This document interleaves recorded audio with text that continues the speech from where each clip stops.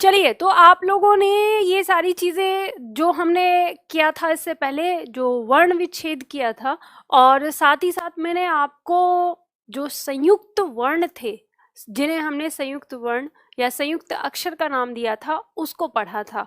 तो वो सारी चीज़ें आपको क्लियर हो गई होंगी। अगर नहीं क्लियर हुई हैं तो आप एक बार फिर से बैक में जाके वो क्लास ले लीजिए, तो सारी चीज़ें आपको क्लियर हो जाएंगी। तो आज हम इसके आगे करने वाले हैं। आज हमारा दूसरा पॉइंट होगा, तो जल्दी से फटाफट से आप कंसंट्रेट कीजिए यहाँ पर। आइए। तो आज हम पढ़ने वाले हैं अब जो दूसरा पॉइंट है हमारा। पहला पॉइंट आ गया था जब हम लेखन वाली चीज़ों में सावधानी रख के कर रहे थे कि लिखते समय हमें सावधानी क्या रखनी है, और आज हमें वर्तनी में पढ़ना है कि वर्णों के उच्चारण में सावधानी क्या करनी है। तो हमारी हिंदी भाषा के बारे में एक बात कही जाती है कि हमारी हिंदी जो उच्चारित होती है वही लिखी जाती है, या हम कहें कि जो लिखा जाता है वही उच्चारित होता है। तो ऐसा हिंदी भाषा के बारे में कहा जाता है कि यहाँ पर कोई साइलेंट नहीं होती, कुछ चीज़ें साइलेंट नहीं होती। जैसे हम अगर इंग्लिश भाषा की बात करें तो इंग्लिश में हमारे बहुत सारे लेटर ऐसे होते हैं जो किसी भी शब्द के शुरुआत में साइलेंट हो जाते हैं। कुछ ऐसे वर्ण होते हैं, मतलब कुछ ऐसे लेटर होते हैं जो शब्द के बीच में साइलेंट हो जाते हैं। जैसे आप डाउट पढ़ते हैं तो डाउट में भी जो हमारा जो टी साइलेंट हो जाता है। तो ऐसे हमारी जो हिंदी भाषा है, हिंदी भाषा के अंदर ऐसा कोई नियम नहीं है, या वहाँ पे ऐसी कोई चीज़ें साइलेंट नहीं होती है। लेकिन फिर भी हमारी हिंदी भाषा में एक ऐसा पॉइंट है जो लिखा हुआ नहीं होता, पर हमें उच्चारित करना पड़ता है। तो वो कौन सा पॉइंट है? जैसे अब ये यहाँ पे आपको पढ़ाने से पहले मैं कुछ चीज़ें आपको बता देती हूँ उसमें। और कभी कभी होता है कि हमारी जहाँ पर बोलियां हैं, बोलियों के आधार पर हम उनको गलत तरीके से पढ़ते हैं। जैसे एक शब्द मैंने लिखा, स्नान, अगर मैं लिखती हूँ यहाँ पर जैसे शब्द स्नान या स्थाई, ठीक है। अब आप ये स्थाई ऐसे लिखो चाहे ऐसे लिखो, एक ये वाला पॉइंट जो है हमारे छात्रों के लिए काफ़ी ज़्यादा वो बना हुआ है कि कौन सा लिखे मैम, ऐसे आता है। अलग अलग सारी चीज़ें मैं इसके एंड में आपको बताऊंगी। आप चाहे ऐसे लिखो या ऐसे लिखो, कोई फर्क नहीं पड़ता, दोनों चीज़ें सही हैं। ज़्यादा सही क्या है? ज़्यादा सही आपका जो वर्णमाला वाला होता है, सॉरी स्वर वाला होता है, वो आपको सही रखना चाहिए। जैसे मान लो इसी के साथ बात चली है तो आपको बता देती हूँ। काफ़ी सारे छात्र पूछते रहते हैं मुझे, व्हाट्सएप पे आपके क्वेश्चंस आते रहते हैं कि गए ऐसे लिखें या फिर गए ऐसे लिखें, और इसमें जाएं, आए, चाहिए, लिए, ये सारे शब्द आ जाते हैं। तो ध्यान रखिएगा, दोनों सही हैं, दोनों में कोई गलती नहीं है। पर ये हमारे चलन में क्या है कि जो लोग इसको सही मानते हैं, 70% लोगों का ये पक्ष रहता है, वो लोग इसको सही मानते हैं, और 30% जो लोग हैं वो इस पक्ष को सही मानते हैं। अब बात आती है कि जब दोनों ही सही हैं तो फिर ऐसे दो तरीके से क्यों हुए हैं? तो आप जानते ही हैं कि हिंदुस्तान है, स्वतंत्रता की आज़ादी सबको है, अपने अपने विचार बना के अपनी अपनी भाषा में बिना कुछ नियम लोगों ने अपनी मर्जी से जोड़ दिए हैं। तो बस उसी का नतीजा है, ये विवादित पॉइंट हो जाता है। तो हमारी फिर हम कहें कि आयोग क्या सही मानता है लेखन में, तो आयोग दोनों को सही मानता है, कोई सा भी गलत नहीं है। 70% ज़्यादा अच्छा, और ये है इसका रीज़न क्या है? तो दोनों के पीछे लॉजिक है कि जो लोग इसको मानते हैं वो अपना तर्क देते हैं, और जो लोग इसको मानते हैं वो लोग अपना तर्क देते हैं। अगर आप मेरे विचार की बात करें तो मैं इसी चीज़ को मानती हूँ, जो हमारे अंतिम में स्वर आता है, क्या लॉजिक है, क्या तर्क है, वो मैं ये वर्तनी वाले टॉपिक के लास्ट में बताऊंगी। तो ये इसलिए अभी बता दिया था क्योंकि छात्र एकदम से पूछने लग जाते हैं, बेचैन हो जाते हैं।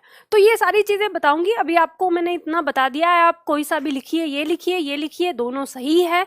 अब डिसाइड आपको करना है कि आप कौन सा लिखेंगे। वो कब डिसाइड करना है? जब मैं दोनों के तर्क बताऊंगी कि इसको मानने वालों का तर्क क्या है और इसको मानने वालों का तर्क क्या है। तो आपको जो लॉजिक अच्छा लगेगा आप वो फॉलो करिएगा, ठीक है। सरकार में ऐसा कहीं नहीं है कि ये ऐसे लिखा होगा तो गलत हो जाएगा, सही दोनों हैं। अब बात करते हैं, मैंने जो यहाँ पे आपको बताने वाली थी, जो हम पढ़ रहे थे, इसको मैं हटा देती हूँ यहाँ से।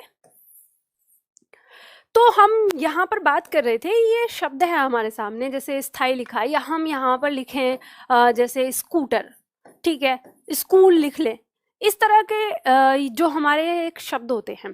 तो अगर आपने देखा होगा कि ये जो स्थाई शब्द है, तो हम पढ़ रहे हैं इसको स्थाई, ई का साउंड पहले ले रहे हैं, राइट।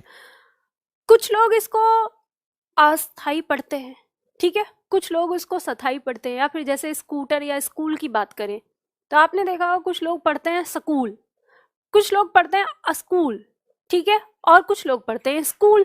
उसी तरह से स्कूटर, कुछ लोग इसको स्कूटर पढ़ते हैं, कुछ अस्कूटर पढ़ते हैं, कुछ स्कूटर पढ़ते हैं।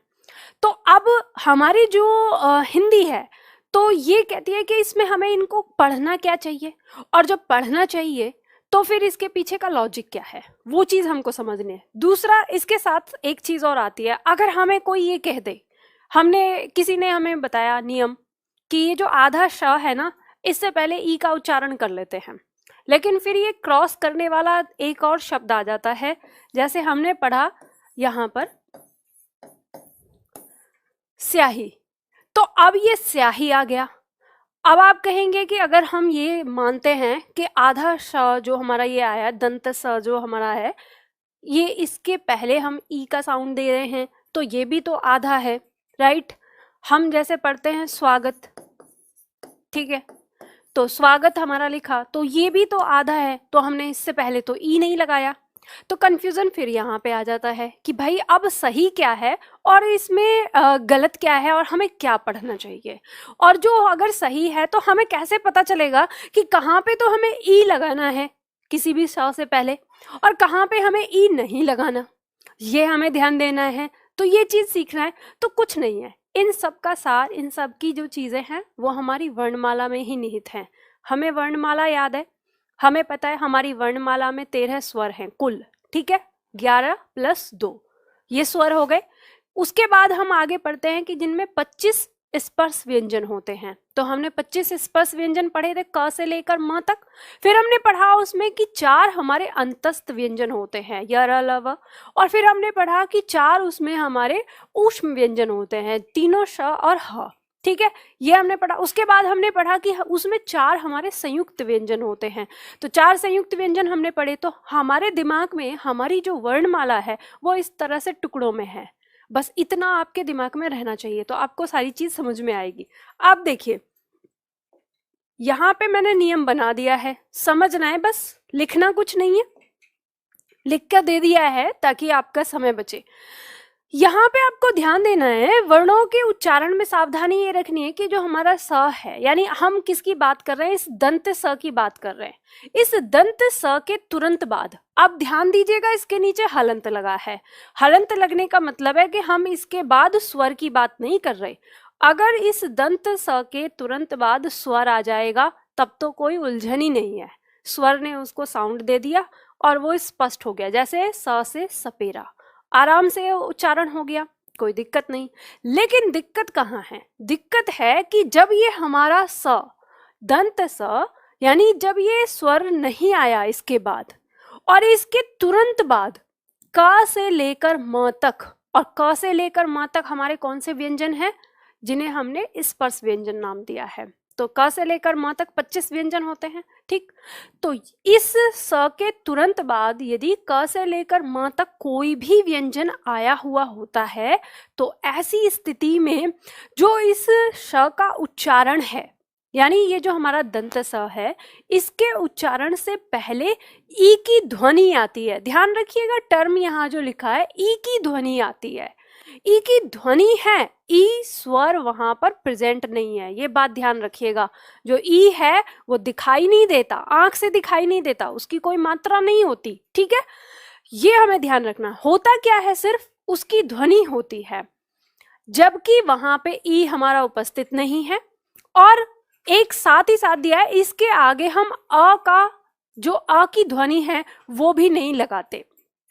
लेकिन मैंने अभी को थोड़ी देर पहले बताया कि जैसे हम बोलते हैं स्नान, तो स्नान से पहले कुछ लोग स्नान बनाते बोलते हैं उसको।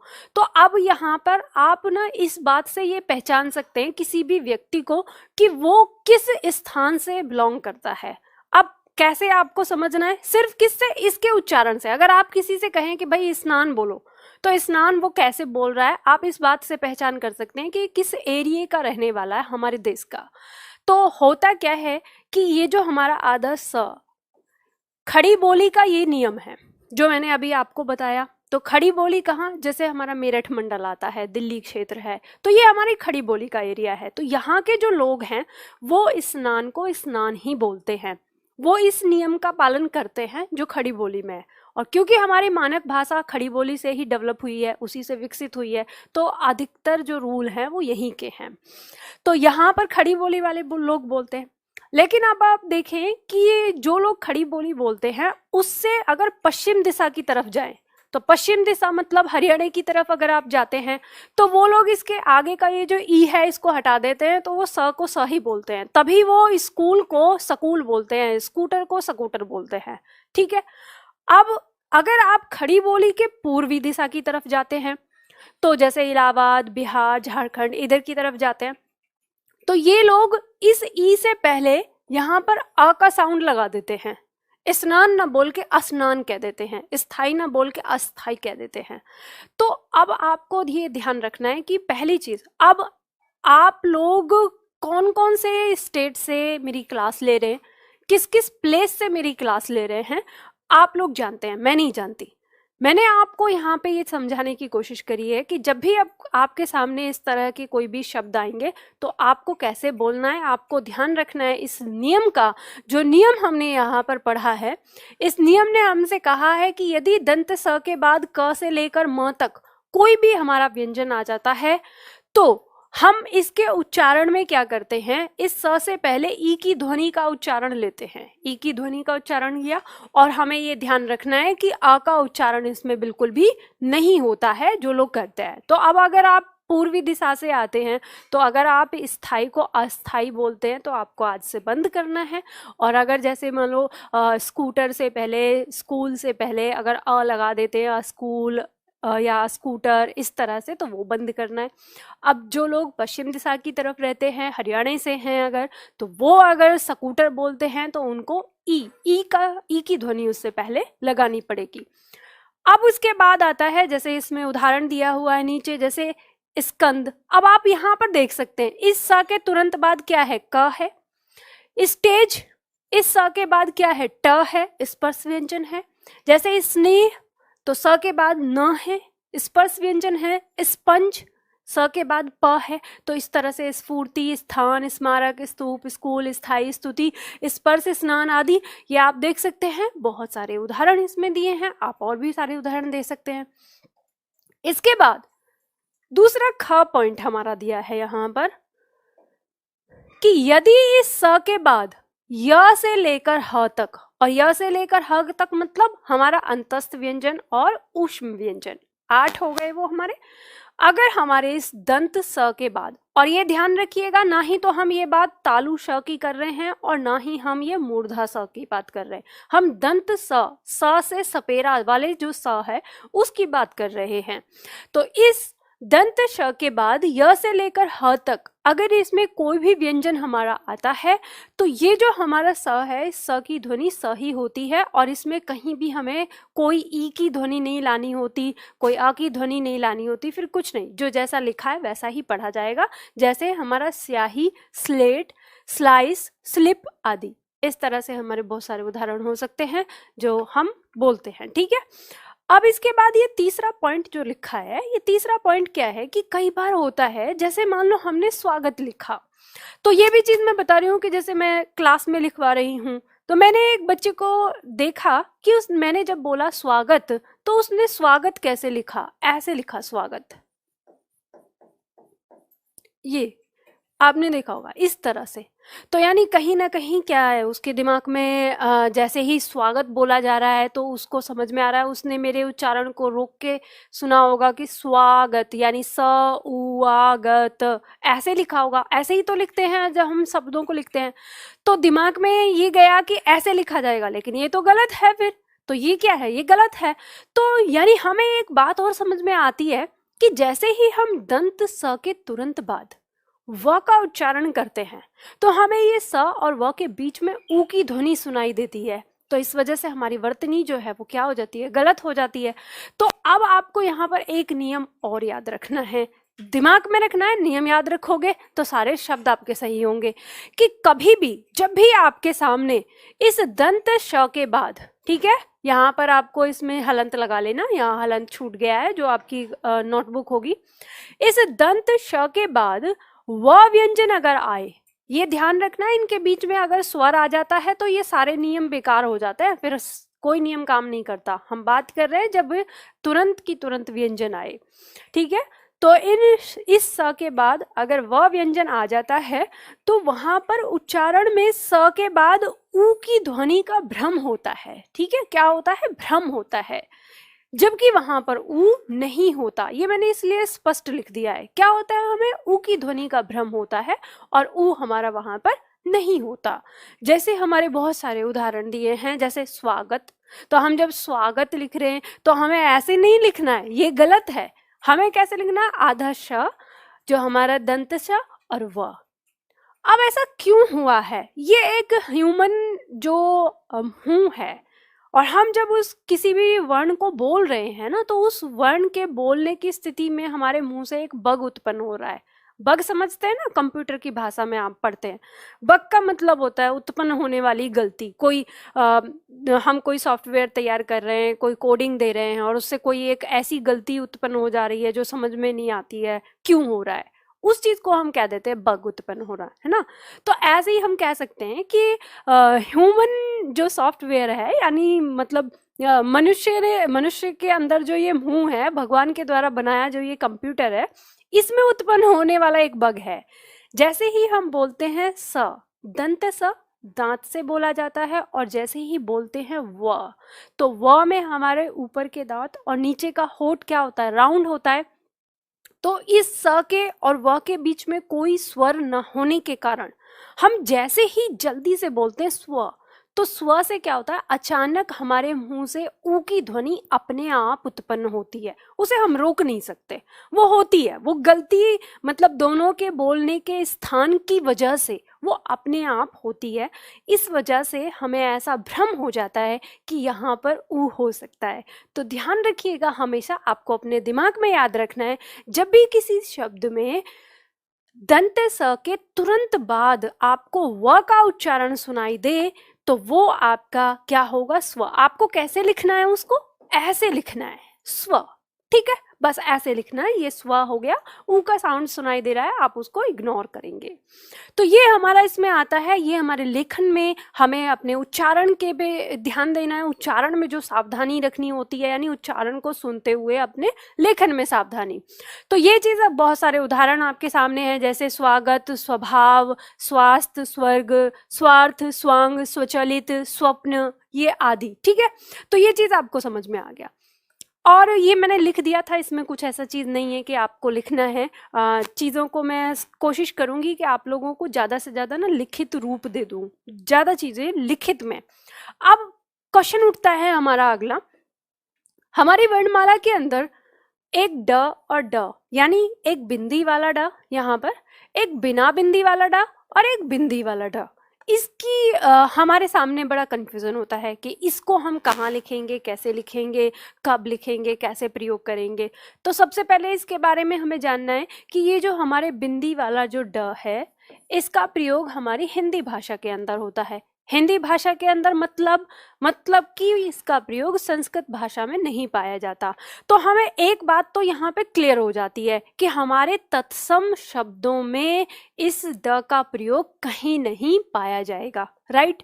अब देखिए, आप अपने दिमाग को ना चाचा चौधरी से तेज चलाओ। जैसे ही आपको कुछ बात पता चले, उसको तोल मोल कर लो, कहाँ कहाँ आपको कनेक्ट करना है। मैंने आपसे कहा कि इसका प्रयोग हिंदी में होता है, सिर्फ हिंदी में होता है। तो आपके दिमाग में बात दो तय हो जानी चाहिए, तत्सम शब्दों में नहीं होगा, मतलब संस्कृत में नहीं होगा, तो संस्कृत शब्दों में नहीं होगा जो तत्सम शब्द है। फिर दूसरा, जब हिंदी की केवल बात करी है तो विदेशी शब्दों में नहीं होगा, जो विदेशी भाषा से आए शब्द हैं, क्योंकि हम तो हिंदी की ही बात कर रहे हैं। तो आपको यहाँ 2 पॉइंट मिल गए। तो कभी कभी जैसे आपके सामने एक शब्द आ जाता है, अब आपको यहाँ पे समझना है थोड़ा, पहले अब इसको समझ लो कहाँ प्रयोग होता है। तो यहाँ दिया है कि बिना बिंदी वाला ड, यानी ड का प्रयोग शब्द की शुरुआत में होता है। जब हम हिंदी भाषा में किसी शब्द की शुरुआत कर रहे हैं और वो शब्द की शुरुआत किससे हो रही है, इस ड से हो रही है, तो हम उसके नीचे बिंदी नहीं लगाएंगे। और ये जो बिंदी वाला ड है, जब हम हिंदी में लिख रहे हैं, हिंदी शब्द को लिख रहे हैं, तो इसका प्रयोग शब्द का पहला वर्ण छोड़कर, पहला वर्ण छोड़ दो और कहीं पे भी होगा, दूसरे पे हो सकता है, तीसरे पे हो सकता है, चौथे पे हो सकता है। ठीक है, कैसे? जैसे मान लो हमने एक शब्द लिखा डमरू, यहाँ पे उदाहरण में आप लिख लेना अब, ठीक है, जैसे यहाँ पे अब आप लिख लेना जैसे डमरू। तो डमरू हमने लिखा तो शब्द की शुरुआत किससे हुई है, ड से हुई है ना, तो इसमें बिंदी नहीं लगाएंगे, राइट। लेकिन हमने दूसरा शब्द लिखा सड़क, हिंदी का लिख रहे हैं, तो यहाँ पे अगर हम बिंदी नहीं लगाते तो ये गलत हो जाएगा। अब आपको ये ध्यान देना है कि पहला वर्ण छोड़ के यहाँ तो ड है नहीं, लेकिन किस स्थान पे आया है, दूसरे स्थान पे आया है, तो हम इसके नीचे क्या लगाएंगे, बिंदी लगाएंगे। अब कौन सा वाला ड लगाएंगे, बिंदी वाला लगाएंगे। यही नियम हमारे ढ के लिए हो जाता है। ठीक है, तो ये आपको ध्यान रखना है, छोटी सी चीज है इसमें। तो इसमें आप कर सकते हो, जैसे हमने यहाँ पे लिखा डमरू रखा, जैसे सड़क है तो यहाँ रख सकते हैं। इसी आधार पर आपके एग्जाम में, लास्ट जो आपका एग्जाम हुआ था 1-2 साल पहले, यूपीएसआई का एग्जाम हुआ था, उसमें पूछा गया था, आपको शब्द दिया था कि रोड सही है या रोड, ठीक है, इस तरह से दिया था। अब इसमें बताइए आपका ए आंसर, इसको हम ए मान लेते हैं, या इसको बी। अब मुझे आप बताइए, आप लोग क्या बताएंगे, जरा मुझे इसका आंसर बताइए, तो मैं आप लोगों को बताने की कोशिश करूंगी। तो इन दोनों में से आप किसको मानेंगे? आपके एग्जाम में क्वेश्चन पूछा गया था, वर्तनी पूछी गई थी इसकी, कि ये सही है या ये सही है, तो क्या आप इसमें आंसर देंगे? जरा थोड़ा मुझे आंसर दीजिए। आपका नेट मुझे लगता है लेट चलता है, तो इसलिए मुझे वेट करना पड़ रहा है आपके आंसर का। अभी किसी ने मुझे कोई आंसर नहीं दिया है। ए आंसर दिया रितु, रितु ने ए आंसर दिया, क, बी, बताइए। आप देखो, आप लोग गलत हो गए। मैं आप लोगों को वही बताना चाह रही हूँ, और यहाँ पे रोक के इसलिए बताना चाह रही हूँ क्योंकि जब आप मेरे साथ इन्वॉल्व होंगे ना, तो आपके दिमाग में बैठेगा। देखिए, ध्यान रखिएगा, ये नहीं होगा, ये गलत है।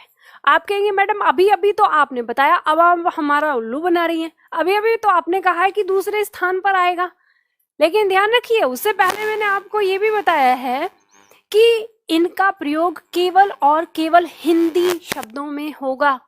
कहाँ पे होगा? हिंदी शब्दों में, राइट। रोड कौन सा शब्द है? विदेशज शब्द है। क्या शब्द है? विदेशज, अंग्रेजी भाषा का शब्द है, तो इसमें बिंदी का प्रयोग नहीं होगा। समझ गए?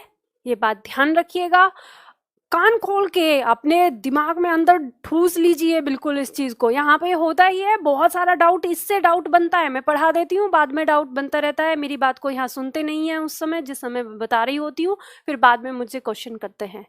तो आपको ध्यान में रखना। अब आप लोगों को थोड़ा सा सही लगा होगा, अच्छा मैडम यहाँ पे हमसे गलती हुई है। अब गलती हुई है तो आपका माइंड अलर्ट हुआ है, तो मैं फिर से आपको बता देती हूँ कि ये जो हमने यहाँ पर बात रखी, मैं मिटा रही हूँ इसको।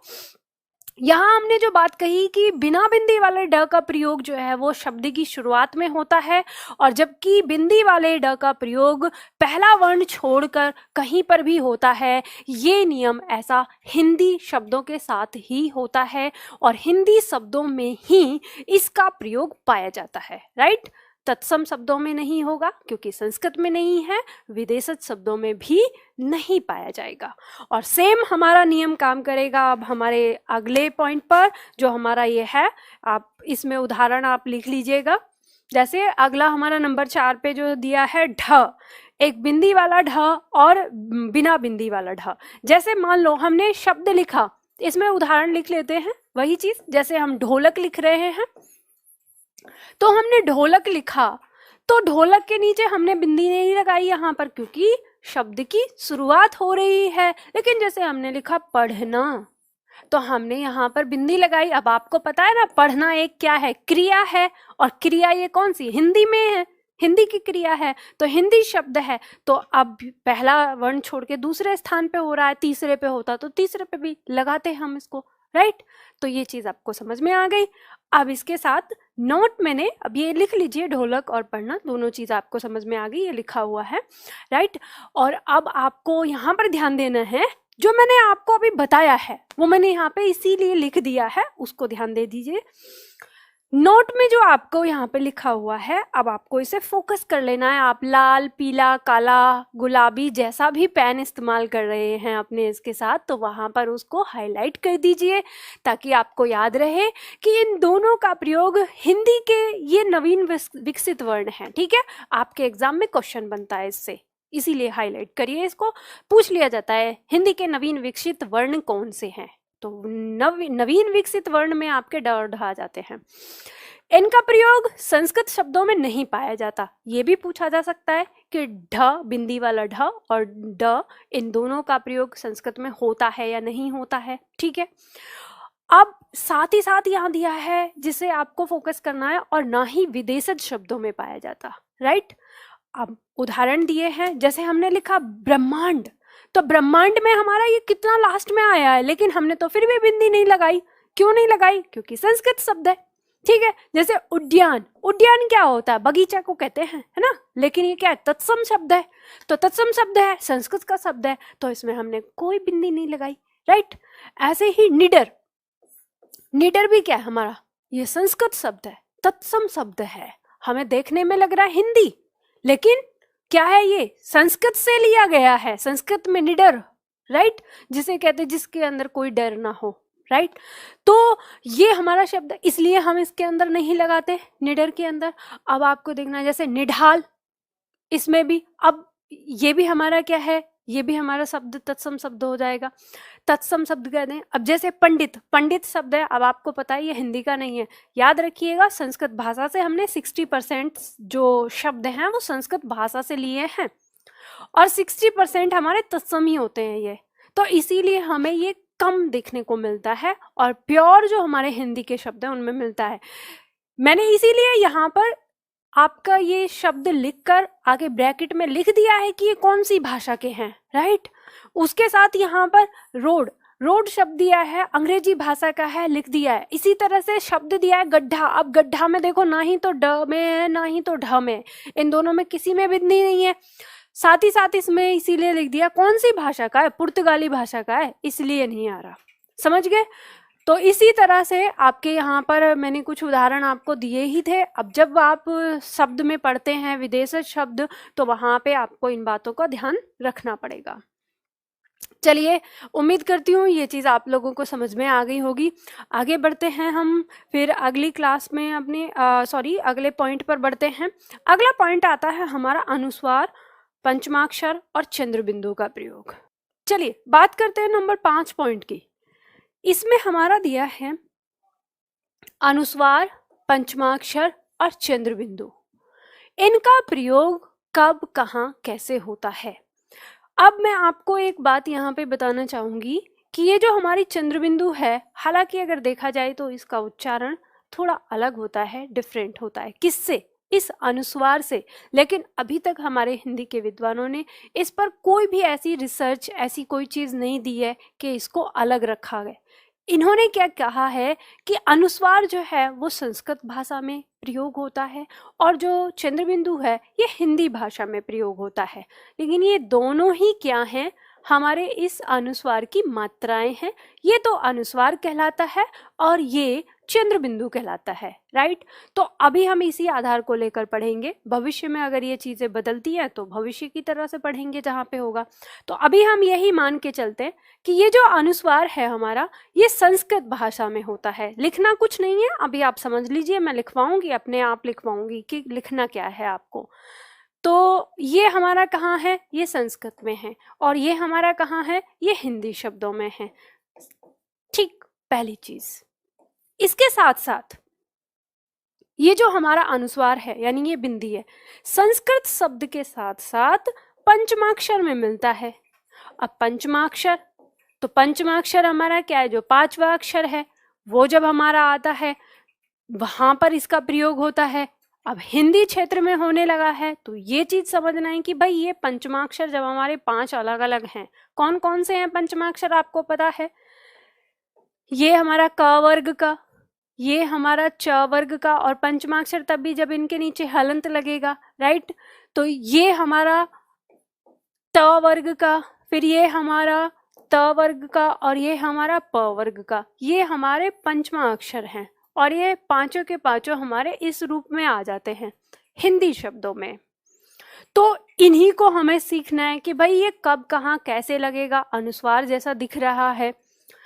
तो ये सारी चीजें हम डिटेल में समझते हैं, पर उससे पहले आप लोग ना एक लाइन लिख लो, यहाँ पर इनके बारे में वो लाइन लिख लो। मैं लिखवाती हूँ पहले अनुस्वार कहाँ कहाँ प्रयोग हो रहा है, और हो सकता है कि आप उसको थोड़ा सा आपके दिमाग में लगे कि कंफ्यूजन है, पर पहले कंप्लीट कर लो, लिख लो, उसके बाद मैं चीज़ों को इन्हें समझाऊंगी। तो आपको अनुस्वार के सामने लिखना है। ये जो आपका अनुस्वार है, यहाँ पर एक लाइन लिखनी है। लिखिए सबसे पहले जल्दी से फटाफट। अनुस्वार का प्रयोग संस्कृत भाषा के शब्दों में, चलिए थोड़ा सा आपके साथ मैं भी लिखती हूँ। अनुस्वार का प्रयोग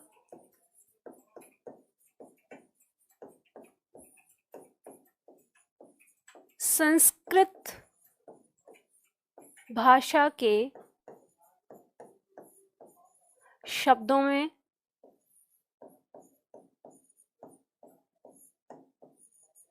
संस्कृत भाषा के शब्दों में अंक की मात्रा के लिए, अब कैसे लिखना है? अब यहाँ पे अंग नहीं बात कर रहे हम अंक की मात्रा की बात कर रहे हैं, ठीक है? अंक की मात्रा के लिए कॉमा, उसके आगे लिखना है पंचमाक्षर के लिए, इसके आगे लिखना है आपको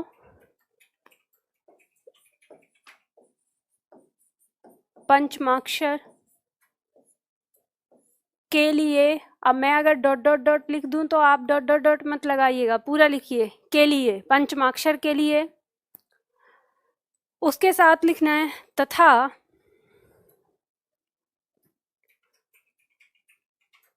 तथा हिंदी शब्दों में, तथा हिंदी शब्दों में सिरोरेखा, और छोटा छोटा लिखिएगा, आपको स्थान लेना है, ठीक है? हिंदी शब्दों में सिरोरेखा से ऊपर वाली मात्राओं, सिरोरेखा से ऊपर वाली मात्राओं के साथ अंक की मात्रा के लिए, अंक की मात्रा के लिए होता है। अब आप इसको लिख लीजिए। अब आपके दिमाग में एकदम से बात आई होगी कि मैडम ये चीज तो हम समझ गए, शब्दों में अंक की मात्रा के लिए, यानी संस्कृत शब्दों में अंक की मात्रा के लिए और पंचमाक्षर के लिए, लेकिन ये हिंदी शब्दों में सिरोरेखा से ऊपर वाली मात्राओं के साथ इसका क्या मतलब है? तो देखो इसके बारे में समझ लो आप पहले। जब हम जैसे मात्राएं लगाते हैं तो आपको पता है हमारे आ की मात्रा क्या है, ये है ना? तो बताइए सिरोरेखा से ऊपर है कि नीचे है? तो सिरोरेखा से नीचे है, राइट? अगर हम लिखते हैं जैसे ई की मात्रा, तो ये हमारी छोटी ई की मात्रा लगाई हमने, तो बताइए सिरोरेखा से ऊपर गई ना? तो ये है सिरोरेखा से ऊपर। हम बड़ी ई की मात्रा बात करें तो सिरोरेखा से ऊपर गई है ना? अगर हम बात करें छोटे ऊ की मात्रा, तो छोटे ऊ की मात्रा ये सिरोरेखा से नीचे है। हम बात करें बड़े ऊ की मात्रा तो सिरोरेखा से नीचे है, ठीक है। अगर हम बात करें री की तो री की भी क्या है, सिरोरेखा से नीचे है। तो ये बात आपको ध्यान रखना है कि मात्रा हमारी सिरोरेखा से ऊपर और सिरोरेखा से नीचे का क्या मतलब है। जैसे हम बात करते हैं ए की मात्रा तो सिरोरेखा से कहाँ है, ऊपर। आय की मात्रा की बात करते हैं सिरोरेखा से ऊपर है। ओ की मात्रा की बात करें सिरोरेखा से ऊपर, और औ की मात्रा की बात करें तो सिरोरेखा से ऊपर, राइट। अब आपको यहीं पे समझना है कि कभी जब हमारा ये ऐसे किसी भी शब्द में ये मात्राएं लगी हुई हैं और अंग जो हमारा अनुस्वार है वो उसकी मात्रा आ जाती है, तो हम इनके साथ कैसे लगाते हैं, ऐसे लगाते हैं ना, यूं लिखते हैं, यहाँ पे लिखते हैं। ये क्या बना रहे हैं हम, अनुस्वार बना रहे हैं ना, ये ऐसे अनुस्वार बना रहे हैं ना, ये। तो ये बात कही गई है कि अनुस्वार हमारा और कहाँ पर प्रयोग होता है, यहाँ पर। अब जैसे आप इसको, मैं एक शब्द लिखती हूँ, जैसे शब्द मैंने लिखा दोनों, ठीक है, तो दोनों, तो अब यहाँ पे जो दोनों जो लिखा है तो यहाँ पे अंक की बिंदी आ रही है, तो हम इसको ऐसे लिखते हैं, राइट। तो ये वाली बात कही है, तो अनुस्वार ही है ना ये। अब ये है रियल में क्या है वो अलग बात है, लेकिन ये हमारा क्या है, अनुस्वार है, हिंदी का शब्द है। तो यहाँ पे हम अगर देखें हिंदी के शब्द है तो इसमें चंद्र बिंदु लगनी चाहिए, लेकिन चंद्र बिंदु नहीं लगती क्योंकि ये सिरोरेखा से ऊपर है तो अनुस्वार लगता है। कहने का मतलब ये है, ये बात आपको ध्यान रखनी है। लेकिन जैसे आप लिखते हो, अब चंद्र बिंदु की बात करेंगे हम यहाँ पर, तो इसमें आपको उदाहरण में ये नहीं लिखना है, उदाहरण में आपको क्या लिखना है वो लिखिए। ये मैं मिटा रही हूँ, ये समझाने के लिए आपको लिखा था, ठीक है।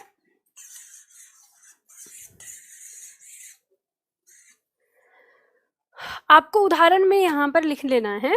जैसे आपने, अब पहले हमारा संस्कृत शब्द आया, तो संस्कृत में आप उदाहरण में इसमें लिख सकते हैं। जैसे मान लो हमने लिखा संयम, जैसे करके लिख लीजिए संयम, संस्कृत शब्द है, ठीक है, अंक की बिंदी आ गई इसमें। उसके बाद जैसे हम बात करें, हम अगर पंचमाक्षर की बात करें तो जैसे गंगा लिखते हैं, गंगा, ठीक है। जैसे मान लो चंचल लिखते हैं तो हम वो लिख सकते हैं। अब हिंदी शब्दों में सिरोरेखा से ऊपर की बात कर रहे हैं, तो जैसे हमने शब्द लिखा क्यों, तो क्यों में भी बिंदी लगाते हो ना आप ऐसे ना। हम लिख लो मैं, स्वयं के लिए लिखते हैं मैं, तो बिंदी लगाते हैं यहाँ पर, तो आदि, इस तरह से। तो तीनों उदाहरण हमने रख लिए, ये संस्कृत शब्द, ये पंचमाक्षर, और ये हमारा सिरोरेखा से ऊपर वाले हिंदी के शब्द। तो इनके साथ हमने क्या लगाया, अनुस्वार, इस तरह से जहां जरूरत होती है। किस चीज के लिए लगा रहे हैं हम, अंक की मात्रा के लिए। किस चीज के लिए, इस अंक की मात्रा के लिए। तो ये हमें समझ में आया अनुस्वार का प्रयोग। अब इसके बाद हमें चंद्र बिंदु में लिखना है, तो चंद्र बिंदु में लिखिए यहाँ पर, इसमें भी, इसमें आपको लिखना है, चंद्र बिंदु में लिखिए, यहाँ पर एक लाइन लिखना है चंद्र बिंदु में, कि चंद्र बिंदु का प्रयोग हिंदी शब्दों में, यहाँ लिखना है चंद्र बिंदु का प्रयोग, आगे डॉट डॉट डॉट करके।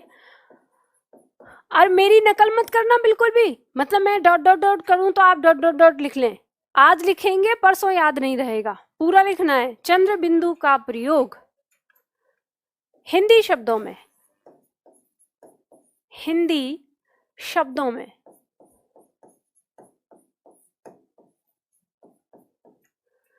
अंक की मात्रा के लिए सिरोरेखा से नीचे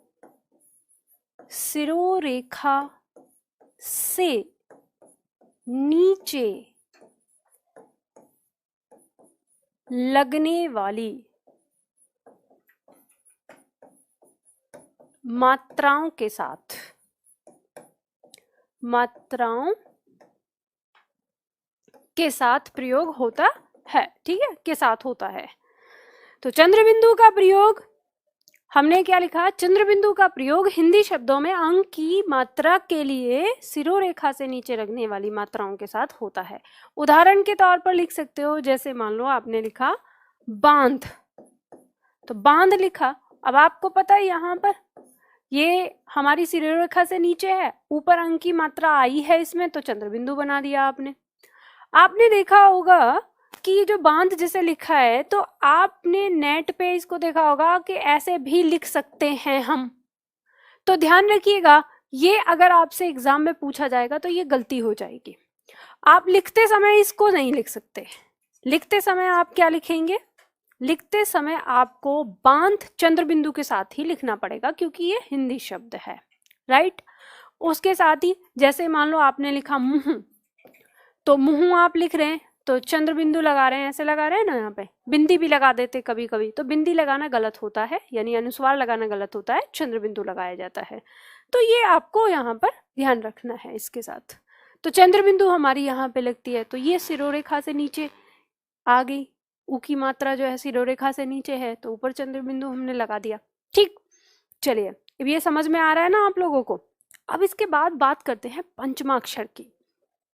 ये जो पंचमाक्षर है ये क्या है बेसिकली, तो आपको याद होगा। अब देखो यहाँ पर एक चीज मैं बता देती हूँ, लिख के आपको दिया हुआ है, इसको थोड़ा सा पहले पढ़ लो तो समझ में आएगा आपको आगे समझने में। यहाँ दिया है, यदि किसी शब्द में कोई पंचमाक्षर आधा आए, सबसे पहला पॉइंट अपने दिमाग में रखना है, किसी भी शब्द के बीच में कोई भी पंचमाक्षर आधा मतलब बिना स्वर के, उसके तुरंत बाद उसी वर्ग का कोई वर्ण आता है, यानी उसके परिवार का व्यक्ति आया है, तो वह पंचमाक्षर अनुस्वार के रूप में बदल जाता है। और इसका प्रयोग हम टंकण विधि में करते हैं। बस मुझे ये दिखाना था आपको। ये जो टंकण शब्द दिया है इसका मतलब है टाइपिंग विधि। जब से हमारी हिंदी टाइपिंग में आने लगी, यानी टाइपिंग होने लगा उसका, अब हम बात कर सकते हैं 20 साल 25 साल पहले की बात कर सकते हैं, ये जो चलन में आई हमारी, यानी हम टाइपिंग जब कब किस पर, कंप्यूटर पर। इससे पहले हम टाइपराइटर पर करते थे, तो टाइपराइटर के लिए हमारी हिंदी के हर एक शब्द को बना दिया था, जो वर्ण थे हर एक वर्ण के लिए की बना दी गई थी, तो वहाँ पर वैसे ही लिखा जाता था जैसे हम पहले लिखते थे। लेकिन जब कंप्यूटर आया तो कंप्यूटर में हम जब आधा वर्ण अपना बनाते हैं किसी भी शब्द में, तो उसके लिए कोड होता है, तो बड़ी समस्या होती थी। तो समस्या होने के कारण हमारे जो विद्वान हैं, जो हिंदी का एक लचीलापन है, लचीलापन क्या कि जो हमारा ये पंचमाक्षर है ये तो अनुस्वार की भांति लगता है, तो उस पंचमाक्षर को अनुस्वार के रूप में बदलना शुरू कर दिया लोगों ने धीरे धीरे, और हमारी हिंदी का एक ये नया रूप निकल के आया। और जब ये नया रूप निकल के आया तो इससे एग्जाम में क्वेश्चन बनने लग गए। और इसके क्वेश्चन कैसे बने, सबसे पहले आप उसको जानिए। तो क्वेश्चन आपका कुछ इस तरह से बना कि इसमें मैं आपको दिखा देती हूँ। क्वेश्चन ही लिखने से कहीं ज़्यादा अच्छा है कि आप लोगों ने ये देखा ही होगा, इसके साथ क्वेश्चन पेपर हमारा दिया है। तो इसमें क्वेश्चन नंबर 4 है ये हमारा। तो जो क्वेश्चन नंबर 4, इसको आप देखिए थोड़ा। क्वेश्चन नंबर 4 यहाँ दिया है, पंचानन शब्द में बना अनुस्वार निम्न में से कौन सा वर्ण है। 4 ऑप्शन आपके सामने दिए हैं, जरा आंसर दे दीजिए, मैं देखूं आप लोग कैसे आंसर दे पाते हैं। यहाँ दिया है पंचानन शब्द में, ये आपके एग्जाम में पूछा हुआ क्वेश्चन है और आपके एग्जाम में पूछा जाता है, और इस तरह के क्वेश्चन को है बहुत सिंपल, बेसिक है लेकिन एडवांस लग जाते हैं। तो इस बेसिक को सीखने के लिए आंसर दीजिए मुझको, ये जल्दी से बताइए, पंचानन शब्द में बना अनुस्वार निम्न में से कौन सा वर्ण है। क्योंकि हम पंचमाक्षर पढ़ने जा रहे हैं, क्यों पढ़ने जा रहे हैं, क्यों जानना जरूरी है, इसलिए जरूरी है क्योंकि हमारे एग्जाम में ऐसे क्वेश्चंस आते हैं। तो ऑप्शन आपका दिया है अंग, सबसे पहला ऑप्शन दिया है अंग, फिर दिया है आपका यहाँ, ठीक है, फिर ये इसके नीचे ना आपको हलंत लगाना है, इसमें भी हमारा ये हलंत नहीं लगा है तो इसमें भी हलंत लगा लीजिए, क्योंकि हलंत होता है किसी भी पंचमाक्षर में। तो बताइए कौन सा हमारा इसमें क ख ग घ ए बी सी डी, तो ए बी सी डी इनमें से आंसर क्या है आपका, जल्दी से बताइए। आंसर दे रहे हैं बी बी ख, और पहले आंसर सुजीत शर्मा ने ग भी दिया है। अच्छा, ग इसलिए दिया था कि मैडम ने नीचे हलंत लगा दिया था, दिमाग में आया होगा शायद यही होगा, मैडम ने इसको सही किया है इसलिए। हाँ, आंसर बताइए। तो बी आंसर आप लोगों का आ रहा है, बिल्कुल सही है। अब ये बताइए कि जो ये आपने इसका आंसर दिया है ये पहचाना कैसे, क्योंकि ये तो प्रीवियस क्वेश्चन पेपर है और प्रीवियस क्वेश्चन पेपर तो आपको उसका आंसर भी पता है। अब अगर मैं आपको यहाँ पर कोई और दूसरा चेंज कर दूं, जैसे क्वेश्चन नंबर 6, क्वेश्चन नंबर 6 दिया है आपका, खंजन शब्द में बना अनुस्वार निम्न में कौन सा है, तो फिर आप लोगों का आंसर क्या आएगा। उसी तरह से इसमें और भी है, जैसे आपका क्वेश्चन नंबर 15 और क्वेश्चन नंबर 14। क्वेश्चन नंबर 15 में दिया आनंद शब्द में बना अनुस्वार निम्न में से कौन सा है, और संयम शब्द में बना अनुस्वार निम्नलिखित में से कौन सा है। तो ये आपके जब आपके सामने इस तरह के क्वेश्चंस आएंगे तो फिर आप कैसे समझेंगे, कैसे जानेंगे कि हमारा आंसर क्या है। चलिए, बहुत सुंदर, आप लोगों ने चीज़ों को अच्छी तरह से समझा है, आप समझ पा रहे हैं इस चीज़ को। तो आप जैसे देखिए, मान लो हमारा ये शब्द 15, क्वेश्चन नंबर 15, इसमें दिया हुआ है कि संयम शब्द में बना अनुस्वार निम्नलिखित में कौन सा वर्ण है, तो आप कैसे पहचानेंगे। तो इन सारी चीज़ों को जानने के लिए, इन सारी चीज़ों को सीखने के लिए आपको पंचमाक्षर को थोड़ा समझना पड़ेगा, और पंचमाक्षर कैसे वर्क करता है आपको इस चीज़ को समझना पड़ेगा। ठीक है, तो चलिए, आप लोगों ने आंसर दिया है, ठीक है, बहुत सुंदर। अब हम यहाँ पर बात करते हैं, मैं वापस इसे लेती हूँ, और हम लोग यहाँ पर थे पंचमाक्षर पर, और ये जो पंचमाक्षर है अब इसको यहीं पे रहने देते हैं, मैं नोट लेती हूँ। यहाँ पर हम पढ़ते हैं पंचमाक्षर के बारे में, वहाँ हमने लिख लिया है। अभी अपने आप जैसे ही पंचमाक्षर समझ में आएगा तो बाकी सारी चीज़ें समझ में आएंगी। अब आपको यहाँ पर एक बात याद रखनी है, पंचमाक्षर हमारे कौन कौन से थे, यानी पहले हम ना वो लिखते हैं, स्पर्श व्यंजन में यहाँ पर लिख रही हूँ। हमको पता है कि ये हमारा क, ख, ग, घ और ड़। आपको याद होगा, मैंने आपको ये बताया है कि अनुस्वार के जैसा साउंड होता है इसका, लेकिन कंठ से उच्चारित होता है, इसलिए इसका साउंड चेंज होता है। फिर हमने लिखा च, छ, ज, झ, अय। तो ये अय जब हम बोलते हैं तो ये भी हमारा अंग ही है, लेकिन उच्चारण स्थान चेंज होने की वजह से जल्दी से लिख लेते हैं ट, ठ, ड, ढ, ड़। सबके नीचे हलंत होता है, ये बात आप अच्छी तरह से जानते हैं। त, थ, द, ध और न। ठीक है, जब हम व्यंजन की बात करते हैं उसके बाद प, फ, ब, भ और म। जल्दी से हमने इसको लिख लिया, आप लोगों को याद है, ये याद रहना चाहिए।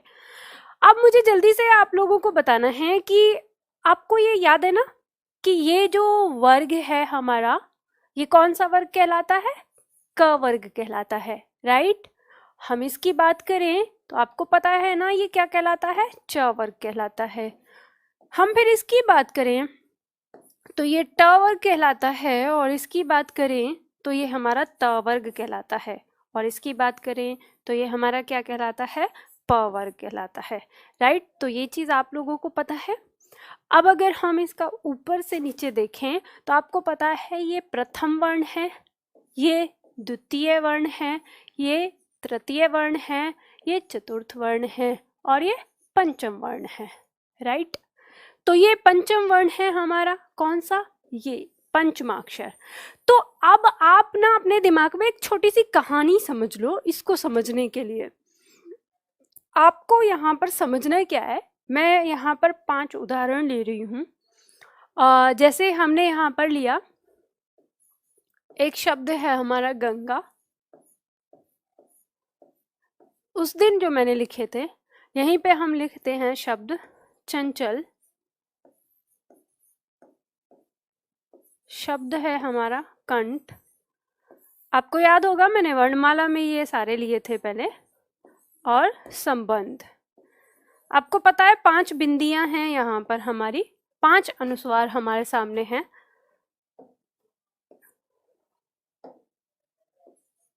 ठीक है, 5 अनुस्वार हैं हमारे सामने, और अब हमें ये तय करना है कि इनमें वर्ण कौन सा है। तो हम कैसे पहचानेंगे कि ये जो बिंदी जो अनुस्वार बने हुए हैं ये हमारे कौन से वर्ण हैं। तो हमें इसकी मदद से पहचानना है, इसके दिमाग में अपने रखना है। अब यहाँ पर एक बात ये चीज समझ लीजिए, छोटी सी कहानी आपको बता देती हूँ, अपने जीवन से जोड़ना है। ये अपने अपने परिवार हैं। कितने परिवार हैं? ये 5 परिवार हैं, क च ट त प। और ये 5 परिवार में 5-5 लोग रहते हैं। और इन 5-5 लोग में क्या है? 2 मम्मी पापा, यानी मम्मी पापा और दादा दादी, और इसके साथ यहाँ पर इनके घर का एक बच्चा। तो इनके घर का बच्चा कौन सा है? तो ये जो पंचमाक्षर है, 5वां वर्ण जो है, ये अपने अपने परिवार का जो है क्या है? एक बच्चा है। तो जब वो एक कोई बच्चा होता है तो बच्चे जैसा व्यवहार करेगा, और आप लोगों को पता है ना कि बच्चों का व्यवहार कैसा होता है।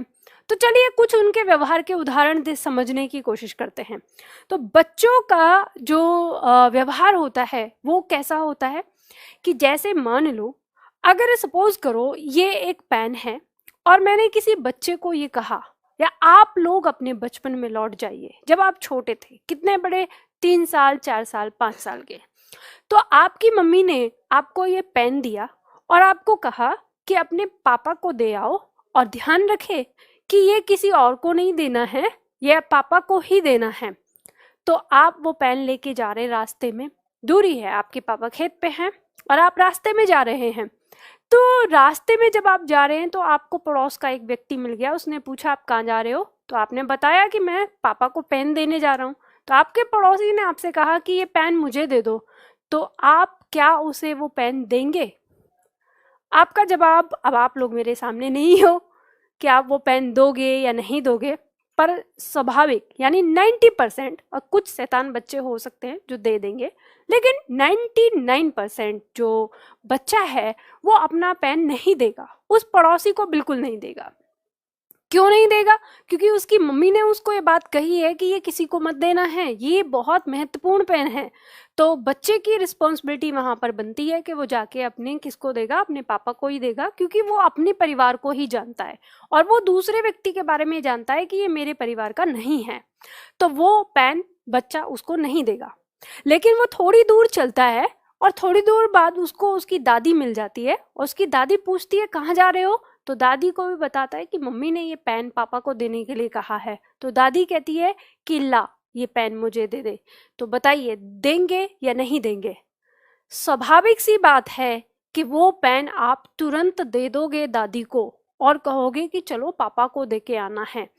क्यों आपने दादी को दिया? क्योंकि आपको अभी थोड़ी देर पहले ना जो पड़ोस का व्यक्ति मिला था उसने पेन मांगा था, आपके पास खतरा मंडरा रहा था कि फिर कोई और आ सकता है, इससे अच्छा है दादी को दे दो। तो दादी को क्यों आपने दिया? क्योंकि आप दादी को जानते हैं, पहचानते हैं, वो आपके परिवार की हैं। अगर खो भी गया और आपसे अगर मम्मी ने पूछा कि पेन कहाँ गया, तो आप सीधा बोलेंगे मैंने तो दादी को दे दिया था। तो यानी आप जब परिवार में होते हैं, आपके परिवार का कोई जिम्मेदार व्यक्ति आपके साथ होता है, तो आप अपनी जो जिम्मेदारी है उसको सौंप देते हैं। तो वैसे ही हर एक बच्चा ऐसा ही करता है जीवन में। तो यानी जब उसके परिवार का व्यक्ति उसके पास होगा तो वो अपनी रिस्पॉन्सिबिलिटी अपने दादी पर, दादा पर, मम्मी पर, पापा पर, अपने परिवार के व्यक्ति पर छोड़ देता है। लेकिन अगर वो अकेला हो घर में तो वो अपनी रिस्पॉन्सिबिलिटी किसी को नहीं देता। उसे पता है क्योंकि उसे कि अगर कोई पड़ोसी आ गया तो वो उसे ले जाएगा, किडनैप हो जाएगा। तो यानी बच्चे इस तरह का व्यवहार करते हैं कि वो अपने परिवार के व्यक्ति पर ही यकीन करते हैं। तो ये पंचमाक्षर भी वैसे ही करता है। तो अब आपको ध्यान देना है। तो एक उदाहरण आपको ये चीज समझ में आ गया कि बच्चा विश्वास किस पे करता है? अपने परिवार पर करता है। तो वैसे ही ये जो पंचमाक्षर है तो ये भी अपने परिवार पर ही विश्वास करता है, अपनी फैमिली के साथ ही ये अपने आप को सेफ समझता है।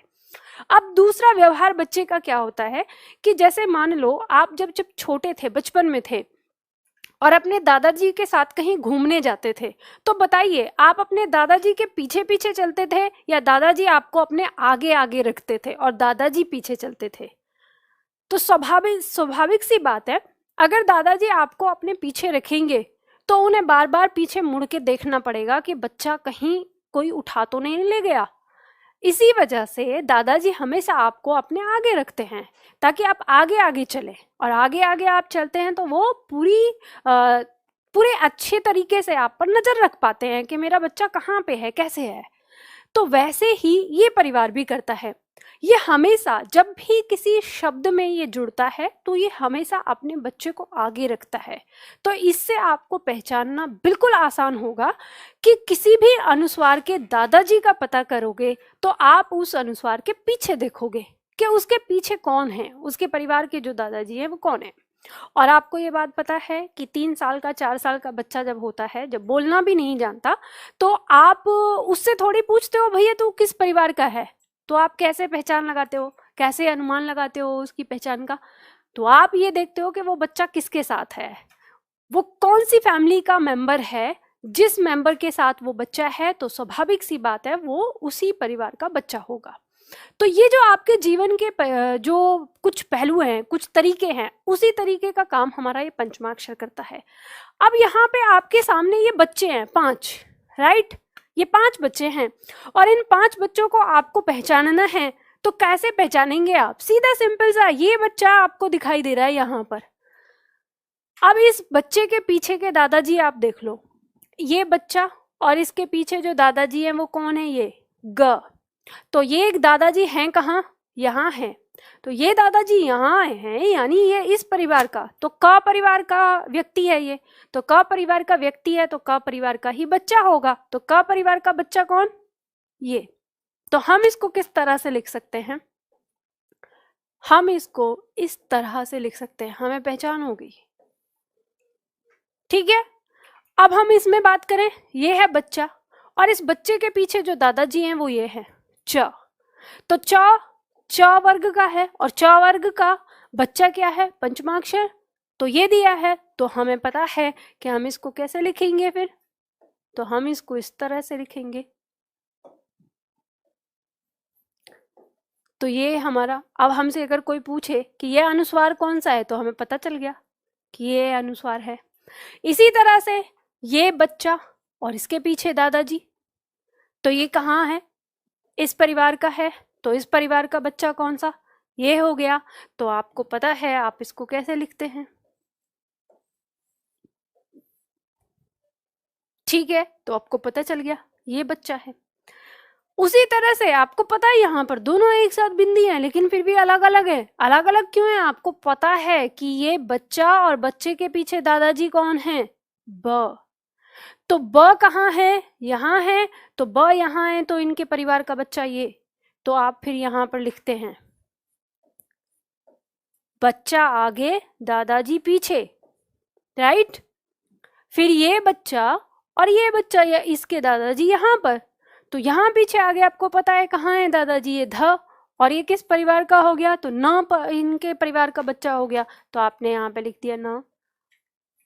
ठीक है, ये जो लोग चलते हैं ना, ये इस दिशा में चलते हैं, ऐसे, ये इस तरह से इनके मुंह होते हैं। तो आपको पता है ये दादाजी और ये इनका बच्चा, इनके आगे ये दादाजी और ये इनका बच्चा इनके आगे, राइट? तो इस तरह से आप इस चीज को समझ सकते हैं। ये आपका पंचमाक्षर होता है और मैंने ये बात आप लोगों को पहले ही बताई कि इनका जो साउंड है वो एक जैसा है लेकिन उच्चारण स्थान अलग अलग होने की वजह से जो ध्वनि है वो अलग रूप में निकलती है, तब हमें अलग सुनाई देती है। और एक होने के कारण ही, क्योंकि हम इनको अनुनासिक वर्ण भी कहते हैं, तो अनुनासिक वर्ण हमारे ये हैं, इसी वजह से हम इनको बिंदी के रूप में लिख पाते हैं।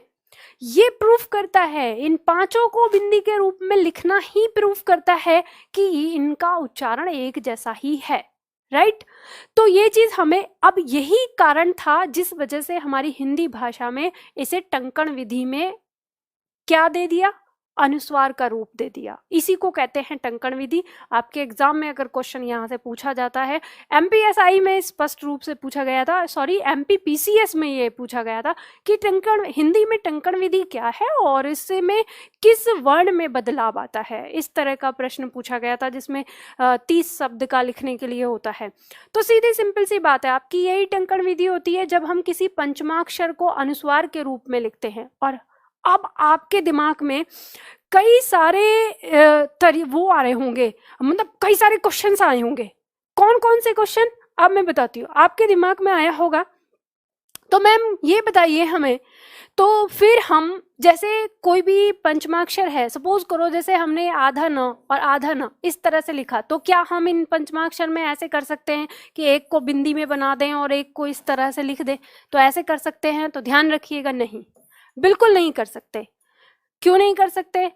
या कभी आपका ऐसे आता है कि जैसे आपका ये आ गया पंचमाक्षर, ये आ गया आधा है और इसके पीछे ये दिया हुआ है, अगर आपका पूरा भी आया है तो भी क्या आप इसे बिंदी में लिख सकते हो? तो बिल्कुल नहीं लिख सकते। क्यों नहीं लिख सकते? तो एक बात याद रखना, एक बच्चे की देखभाल एक दूसरा बच्चा नहीं कर सकता। इस बात से दिमाग में रखना कि कभी भी जैसे आप लिखते हो, शब्द आता है आपके सामने सम्मान, क्या लिखा होता है? सम्मान। सवाल उठता है, आप ये कहेंगे कि मैम सम्मान यहाँ पे लिखा है, आपने कहा परिवार का व्यक्ति होना चाहिए, तो क्या हम इसको ऐसे लिख सकते हैं? तो ध्यान रखिएगा, वही चीज, इसी चीज को मैंने बताया अभी, मेरे दिमाग में ना वो नहीं आया था शब्द तब, तो मैंने यही वाली बात कही कि जैसे आधा माँ और फिर माँ दिया है, परिवार का व्यक्ति तो है, तो हम इसको ऐसे नहीं लिख सकते, गलत हो जाएगा। तो आपको ध्यान रखना है, जो हमारा पंचमाक्षर है उसको सदैव, चाहे अगर वो दोनों एक साथ ऐसे आए ना, तो हमें ऐसे ही लिखना होगा। अगर ऐसे आया ना, ये एक पूरा और एक आधा, तो ऐसे ही लिखना होगा। अगर ऐसे आया तो ऐसे लिखना होगा, अगर ऐसे आया तो ऐसे लिखना होगा, ऐसे आया तो ऐसे लिखना होगा, राइट? इस तरह से होगा। तो पहला डाउट खत्म। अब दूसरा आपके दिमाग में तुरंत आया होगा, तो मैम अगर कभी कोई ऐसा शब्द हो जो पंचमाक्षर बना है और उसके पीछे उसके परिवार का व्यक्ति ना हो, तो क्या हम अनुस्वार में लिख सकते हैं? तो बिल्कुल नहीं लिख सकते। कैसे? उदाहरण यहाँ पे, या आप समझ लीजिए, इसमें ज्यादा कुछ नहीं है, उतारना चाहें तो उतार सकते हैं। क्या मैंने कहा ये समझिए, जैसे शब्द है हिरण्य, राइट? शब्द क्या है? हिरण्य। तो आपको पता है इसमें ये पंचमाक्षर दिख रहा है, यहाँ ये पंचमाक्षर दिख रहा है, तो आप कहेंगे कि क्या हम इसको ऐसे लिख सकते हैं? ऐसे? तो ध्यान रखिएगा, बिल्कुल नहीं लिख सकते। क्यों नहीं लिख सकते? तो मैंने आपको एक बात बताई कि अगर बच्चे से कोई पड़ोसी आके पेन मांगेगा ना, तो बच्चा नहीं देगा। क्यों नहीं देगा? क्योंकि उसको डर है खो जाने का, कि अगर मैंने इसको पेन दे दिया ना तो ये लेके चंपत हो जाएगा, फिर मैं किसको बताऊंगा, मम्मी को क्या जवाब दूंगा? तो ऐसे ही अगर आपने इसको, इस पंचमाक्षर को अगर ऐसे बिंदी बना दिया ना, तो इसका किडनैप हो जाएगा। क्यों किडनैप हो जाएगा? क्योंकि आपने, सपोज करो आपने इसको यहाँ पर ऐसे बिंदी बना दिया और मैंने इसको यहाँ से हटा दिया, राइट? अभी थोड़ी देर के लिए समझ लेते हैं। मैंने इसको ऐसे हटा दिया यहाँ पर, और अब मैंने आपसे पूछा कि बताइए ये अनुस्वार कौन सा वर्ण है? तो आप इस अनुस्वार को कैसे खोजेंगे? अभी अभी मैंने बताया, बच्चा जिसकी गोद में होगा या जिस बच्चे के पीछे दादाजी आप देखेंगे, तो आप यहाँ जाएंगे और यहाँ जाके आप दादाजी को खोजेंगे। दादाजी कौन? य। अब य परिवार का तो कोई बच्चा ही नहीं होता, पंचमाक्षर ही नहीं है। तो पंचमाक्षर नहीं है तो फिर क्या होगा? तो उस चीज के लिए भी समझ लो, इसको यहीं पे रोको। अगर आपके सामने य, र, ल, व और हमारे तीनों श और ह अगर ये आए हों और इनके, यानी इनसे पहले कोई अनुस्वार हो, तो वो अनुस्वार क्या होता है? तो ध्यान रखिएगा, वो तो हमारे पंचमाक्षर थे।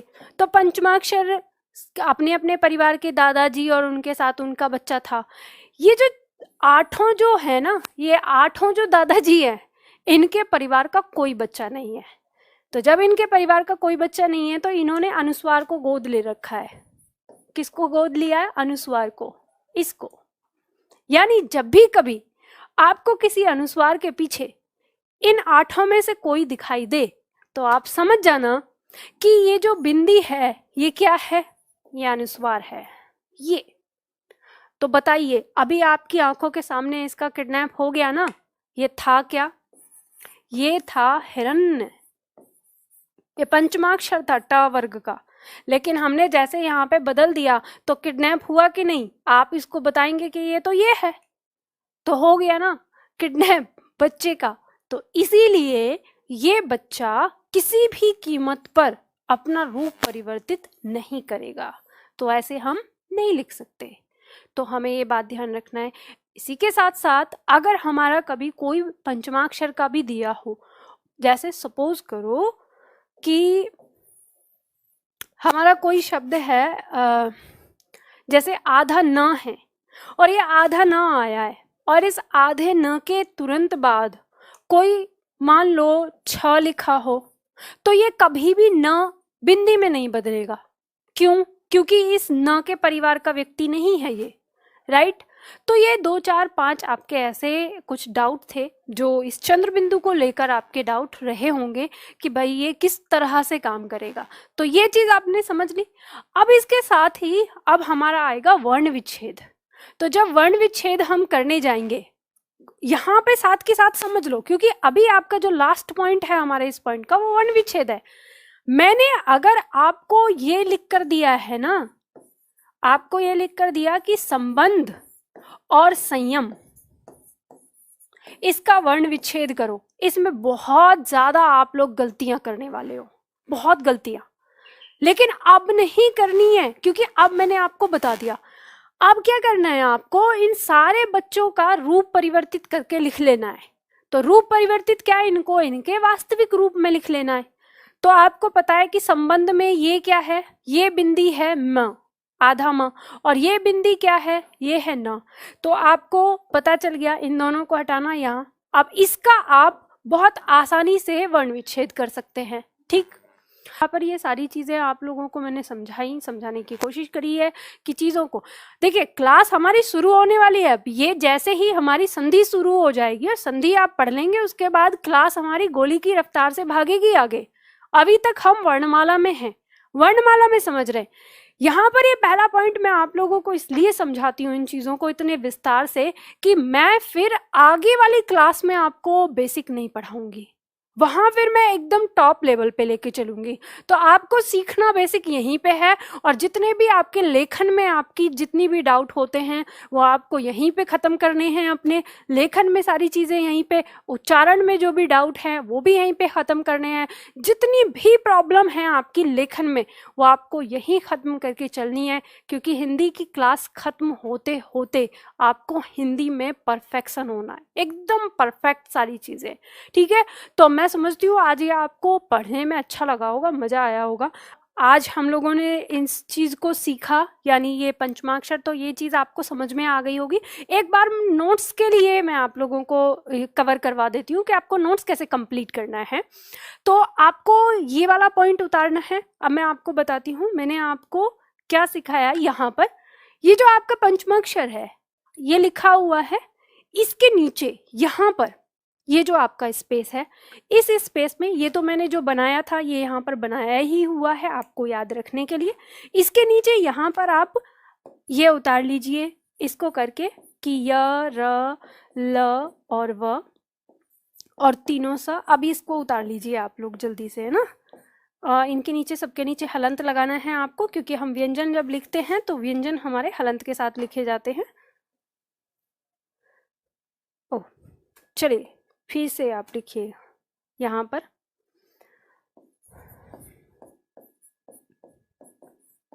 य, र, ल, व। अब तो आप समझदार हो गए हैं, होशियार बच्चे हैं,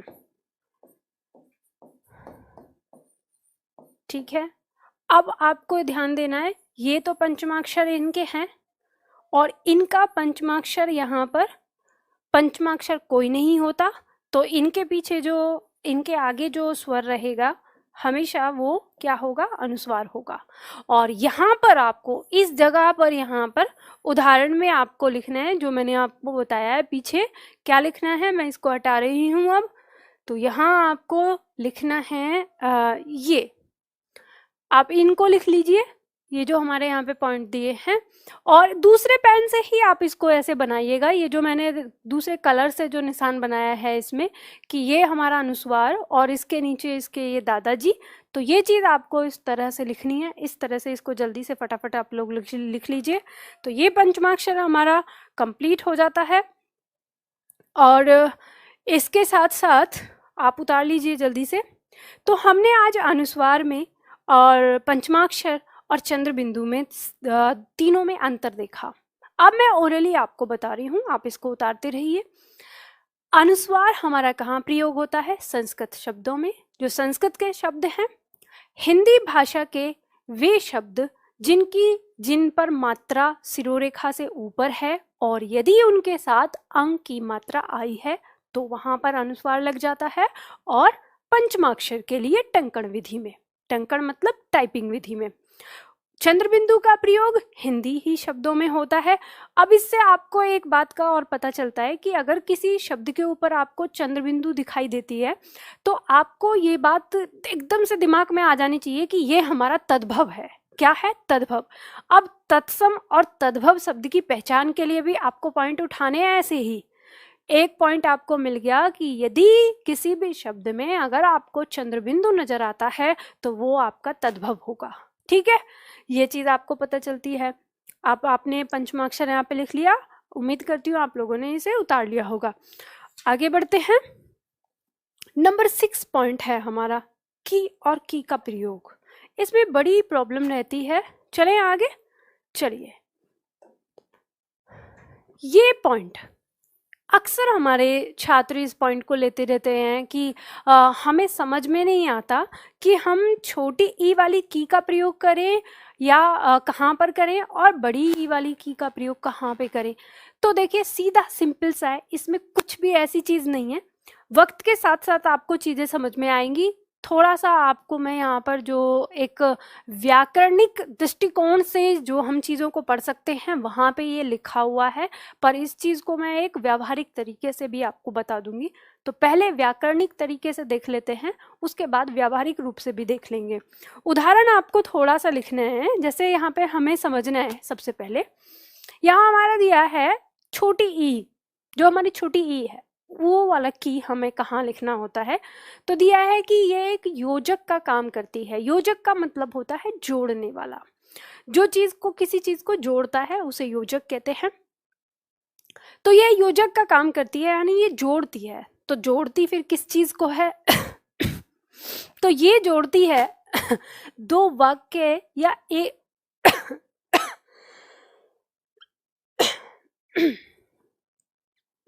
सॉरी, चलिए देखिए, यहाँ पे मैं बात कर रही हूँ कि ये जो हमारी छोटी ई वाली की है ये दो वाक्यों को जोड़ती है आपस में। एक वाक्य इधर, एक वाक्य इधर, इन दोनों को बीच में जोड़ने का काम करती है। या फिर एक उपवाक्य और एक वाक्य, तो एक तरफ इधर उपवाक्य होगा, एक तरफ वाक्य होगा। अब यहाँ पे सवाल उठता है कि ये उपवाक्य क्या है। तो उपवाक्य और वाक्य में अंतर इतना ही है। वाक्य कहते हैं जब हम किसी बात को, कोई सी बात कह रहे हैं और वो सार पूरा हो जाए, कंप्लीट हो जाए, तो उसे वाक्य कहते हैं। और जिसमें सार, जिसमें हमारा भाव कंप्लीट नहीं होता, जानने की कुछ इच्छा रह जाती है, कुछ ऐसी चीज होती है जो आगे हम जानना चाहते हैं, तो उसे हम क्या कह देते हैं? उसे उपवाक्य कह देते हैं। ठीक है, तो यहाँ पर आपको ये समझना है। वाक्य प्रयोग थोड़ा कर लीजिए। यहाँ पे हम लिखते हैं, जैसे मान लो हम एक वाक्य कहते हैं, उसने कहा कि इस बार मैं घर जाऊंगा। उदाहरण लिखते हैं थोड़ा सा समझने के लिए। उसने कहा कि इस बार वह घर जाएगा। अब यहाँ पर आप समझिए, ये आपके सामने दिया है कि उसने कहा। एक तो ये हो गया उसने कहा, ये एक उपवाक्य है। जैसे ही हम बोलते हैं ना उसने कहा, तो हमारे मन में क्या रहता है? एक भाव रहता है, अच्छा क्या कहा बताओ तो जरा।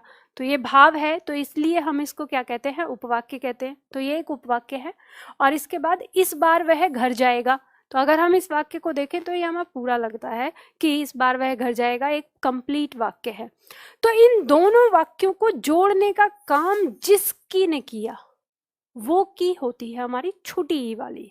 ठीक है, तो आप कह सकते हो कि दो वाक्यों के बीच में आने वाला जो की होता है वो हमेशा छोटा होता है। सिंपल सा लॉजिक खत्म। आपका मतलब ये ना, एक ये पॉइंट सीख लो, कुछ आपको नियम याद नहीं रखना। क्या? दो वाक्यों के बीच में जो भी की आता है वो छोटी ई वाला की होता है। आप कह सकते हो आगे एक वाक्य से एक वाक्य को दूसरे वाक्य के लिए जोड़ने वाला की। बस इतना सा याद रखना है, चीजें खत्म। हमेशा क्या आएगा आपका यहाँ पर, छोटा ई वाला की आएगा। उसके बाद हम बात करें इसकी, उतार लिया होगा आपने इसे, उतार लीजिए। आप लोगों के उतारने की स्पीड का मुझे कोई अंदाजा नहीं रहता, राइट। चलिए आगे बढ़ते हैं, दूसरा लेते हैं। अब आता है हमारा बड़ी ई वाला की। ये बड़ी ई वाला की, इसका प्रयोग कहाँ होगा, तो याद रखिएगा इसका प्रयोग दो जगह होता है। एक हमारा कहाँ पर होता है, हम यहाँ पे ये व्याकरणिक एक आपकी क्या है, एक मतलब वाक्य आपका कह सकते हैं कि व्याकरण के आधार पर हमने सीधा लिखा कि करना क्रिया के भूतकालिक रूप में और दूसरा संबंध कारक के स्त्रीलिंग रूप में।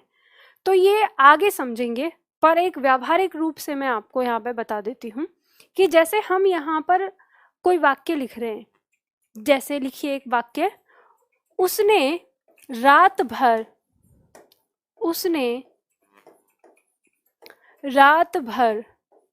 पढ़ाई की।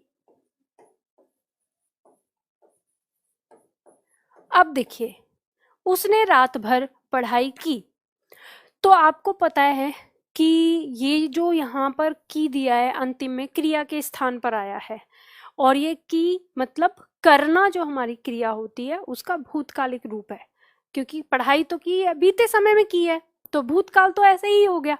तो अब हम इसको ऐसे ना पढ़कर, ये वाली चीज को हम ना समझ के, हम सीधा एक सिंपल समझते हैं। जब भी कभी कोई की क्रिया के स्थान पर आए, ठीक है, कहाँ पे, वाक्य के अंत में, जब भी कोई की वाक्य के अंत में आए क्रिया के स्थान पर, वो सदैव क्या होगा, बड़ी ई वाला की होगा। इतना याद रखिए, आपको कभी भी ऐसा इसमें कोई कंफ्यूजन नहीं होगा। यहाँ पे क्या लगाएंगे, बड़ी ई वाला की। जैसे मैंने तुम्हारी मदद की, तो इसमें क्या होगा, बड़ी ई लगेगा।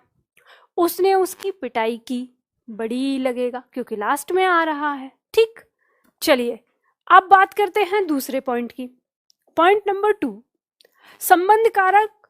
अब संबंध कारक के स्त्रीलिंग रूप में, तो ये तो एक अलग चीज है, इसको आप कैसे समझिए। देखिए जब हम कारक पढ़ेंगे तो पूरा विस्तार में पढ़ेंगे कि संबंध कारक में हमारा क्या होता है, का, की और के। ये हमारे क्या होते हैं, 3 पॉइंट होते हैं। ये 3 पॉइंट में क्या है, ये हमारा पुल्लिंग एक वचन होता है। के जो है ये हमारा क्या होता है, ये बहुवचन पुल्लिंग होता है। और जो ये की है ये हमारा स्त्रीलिंग एक वचन और बहुवचन दोनों होता है। तो बात वही आ गई कि ये स्त्रीलिंग में प्रयोग होता है। किसका प्रयोग होता है, जो हमारा बड़ी ई वाला की का प्रयोग है, कारक चिन्ह है।